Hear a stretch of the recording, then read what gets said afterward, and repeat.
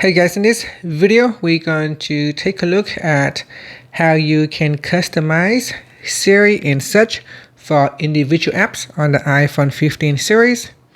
First, let's go back to the home screen by swiping up at the bottom of the screen. From the home screen, tap on Settings. Next, in Settings, we scroll down and then tap on Siri and such. Now scroll down to the bottom, and in here is a list of all the apps showing that is compatible with Siri and such. In here, select an app that you want to customize. So for example, Facebook. In here, when I tap on it, I can choose learn from this app. So allow Siri to learn from how you use Facebook to make suggestions across apps. So if you don't want Siri and such to learn about Facebook, you can switch it off. And the next section is while searching. So in here, you can choose to show or hide Facebook in the search result by tapping on that toggle button there. And below that is the show content in search.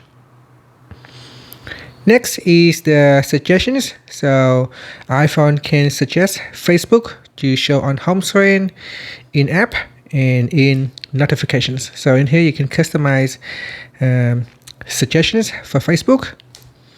And down here, you can turn on or turn off use with Ask Siri.